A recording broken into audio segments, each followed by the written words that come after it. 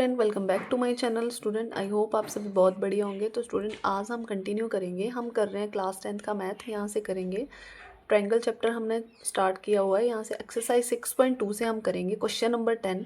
Question number 10 में क्या दे रखा है? The diagonal of a quadrilateral ABCD intersects each other at point O such that AO upon BO is equals to CO upon DO. Show that ABCD is a trapezium. बोल रहा है कि हमें क्या करना है कि एक क्वाड्रिलेटरल दे रखा है ABCD, जिसके अंदर उसके डायगोनल्स जो हैं वो एक दूसरे को इंटरसेक्ट O पॉइंट पे कर रहे हैं, बोल रहा है। उसके बाद बोल रहा है कि ये जो AO अपॉन BO है, इसका ratio is equals to CO upon DO, इनका रेशो आपस में इक्वल है। बट हमें यहाँ पे प्रूव क्या करना है? हमें प्रूव करना है कि ये जो क्वाड्रिलेटरल है ये एक ट्रेपीजियम है, ठीक है। तो इसको प्रूव करने के लिए हम क्या करेंगे? सबसे पहले हम कुछ कंस्ट्रक्शन कर लेंगे यहाँ पे कि इस पॉइंट से एक कंस्ट्रक्शन करेंगे, एक लाइन। तो इस यहाँ से मैंने एक कंस्ट्रक्ट कर दी एक लाइन। इसको जहाँ पे ये इस साइड को काट रही है वहाँ पे मैंने पॉइंट को नाम दे दिया, P पॉइंट दे दिया यहाँ पे इसको नाम, ठीक है। एंड हमने जो भी इस डायग्राम के अंदर कंस्ट्रक्शन की है, सबसे पहले वो लिख लेंगे कि हमने क्या कंस्ट्रक्ट किया है। तो यहाँ पे लिखेंगे कंस्ट्रक्शन। कंस्ट्रक्शन में लिखेंगे ड्रॉ। क्या ड्रॉ किया हमने? PO is parallel to CD। हमने एक लाइन खींची PO जो CD के पैरेलल है, ठीक है। ये ड्रॉ किया हमने। तो स्टूडेंट, यहाँ पे ना हमें ये प्रूव करना है कि ये ABCD एक ट्रेपीजियम है। और ट्रेपीजियम क्या होती है स्टूडेंट? कोई भी क्वाड्रिलेटरल अगर मेरे पास, तो ट्रेपीजियम वो होती है जिसके आमने सामने वाली ये वाली, ठीक है, ये साइड अगर आप बराबर प्रूफ कर दे ना, इक्वल प्रूफ कर दे, तो मैं बोल सकती हूँ कि ये एक क्वाड्रिलेटरल ट्रेपीजियम है। तो मुझे यहाँ पे ये और ये आपस में इक्वल प्रूफ करने हैं। अगर ये इक्वल प्रूफ हो गए तो हम बोल सकते हैं कि ये एक ट्रेपीजियम है, ठीक है। तो हमें यहाँ पे क्या प्रूफ करना है? टू प्रूव लिख लेते हैं। टू प्रूफ करना है कि ये जो AB साइड है, ठीक है, और ये जो CD साइड है, ये आपस में इक्वल है। ये प्रूव करना है हमें। तो करते हैं इसका प्रूफ। बहुत आसान है, आप मेरे साथ करोगे तो आपको आ जाएगा बहुत इजी से। तो हम फिगर से सबसे पहले एक ट्रायंगल चूज़ करेंगे। तो कौन सी ट्रायंगल चूज़ करेंगे? ADC। इस ट्रायंगल के अंदर हम स्टूडेंट BPT का यूज़ करेंगे। अभी हमने बोला कि ये जो PO और CD जो है वो आपस में पैरेलल है। तो अकॉर्डिंग टू BPT क्या हो जाएगा? इन दोनों साइड का जो रेशो होगा वो भी क्या होगा? आपस में इक्वल होगा। तो मैं यहाँ पे क्या लिख सकती हूँ? इन ट्रायंगल ADC ट्रायंगल के अंदर PO is parallel to CD। PO is parallel to CD। ये PO और CD आपस में पैरेलल है। अकॉर्डिंग टू BPT इस साइड का रेशो और इस साइड का रेशो इक्वल हो जाएगा। तो हम यहाँ पे लिखेंगे, पहले इस साइड का रेशो लिख लेते हैं। तो इस साइड का रेशो क्या बनेगा? AO upon CO। तो यहाँ पे आ जाएगा AO upon CO is equals to AP upon PD। AP upon PD ये आ गया हमारे पास BPT का यूज़ करके। तो यहाँ पे लिखेंगे Y BPT और इस इक्वेशन को नाम दे देते हैं फर्स्ट इक्वेशन का। सेम इसी तरह से अब जो हमें गिवन क्या दे रखा है स्टूडेंट?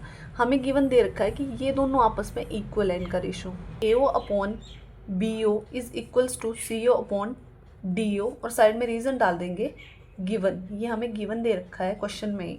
अब यहाँ पे ना स्टूडेंट यहाँ पे क्या होता है, जो रेशो वाली होते हैं ना, ये आपस में इक्वल है रेशो। अगर मैं इनके इंटरचेंज कर दूँ तो इस रेशो में कोई भी फ़र्क नहीं पड़ेगा। तो मैं क्या करूँगी? इनको आपस में इंटरचेंज कर दूँगी। CO को यहाँ पे लिख दूँगी, BO को यहाँ पे लिख दूँगी। तो यहाँ पे बनेगा AO upon CO is equals to BO upon DO। ये आपस में बराबर हो जाएगा, ठीक है। इसको नाम दे दो इक्वेशन सेकंड का। अब क्या करेंगे? दोनों इक्वेशन को कंपेयर करेंगे और यहाँ से कंक्लूजन निकालेंगे। तो यहाँ पे लिखूंगी from equation 1 and 2 we get, क्या मिलेगा हमें फर्स्ट और सेकंड इक्वेशन से? फर्स्ट और सेकंड इक्वेशन पे ध्यान दो। तो फर्स्ट और सेकंड इक्वेशन में दोनों में लेफ्ट हैंड साइड बराबर है। तो अगर दोनों की लेफ्ट हैंड साइड बराबर है तो दोनों की राइट हैंड साइड भी तो बराबर होगी ना। तो मैं यहाँ पे क्या लिख सकती हूँ कि अगर ये आपस में बराबर है तो मैं इनको भी इक्वल कर सकती हूँ। तो यहाँ पे क्या आ जाएगा? AP upon PD is equals to BO upon DO। तो लिख लेते हैं AP upon PD is equals to VO upon DO। अब ये जो हमारे पास आया है ना स्टूडेंट, अगर इसको आप फिगर में देखो तो ये क्या बन रहा है? AP upon PD is equals to BO upon DO, ठीक है। तो ये कौन सी ट्रायंगल यूज़ हो रही है?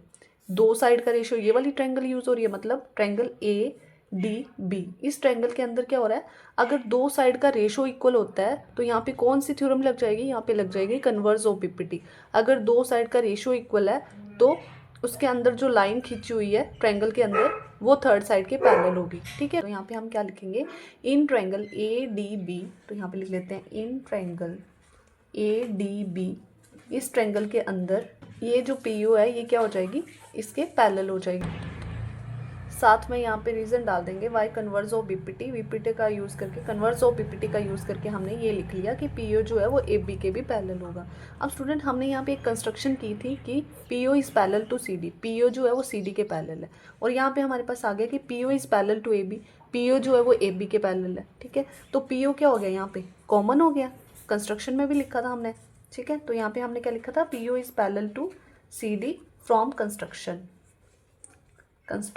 ठीक है, कंस्ट्रक्शन से हमने ये लिखा था। अब यहाँ पे अगर ये ए बी के भी पैरेलल है और पी यू सी डी के भी पैरेलल है तो क्या हो जाएगा, पी यू क्या आ रहा है, कॉमन आ रहा है, इसका मतलब ये दोनों भी तो आपस में पैरेलल होंगे, है ना। तो यहाँ पे हम क्या लिख सकते हैं, so A B is also parallel to C D, तो यहाँ पे आ जाएगा A B is parallel to C D, और ये हमें प्रूव करना था कि ए बी और सी डी भी आपस में पैरेलल है, तो जो हमने प्रूव कर दिया है। तो ये इस क्वेश्चन का आंसर है स्टूडेंट, यहाँ तक ही प्रूव करना था। तो आई होप आपको ये क्वेश्चन बहुत अच्छे से क्लियर हो गया। तो अगर वीडियो अच्छा लगा हो तो चैनल को सब्सक्राइब कर ले, वीडियो को लाइक कर ले। मिलते हैं नेक्स्ट वीडियो में, तब तक के लिए bye bye, thank you for watching.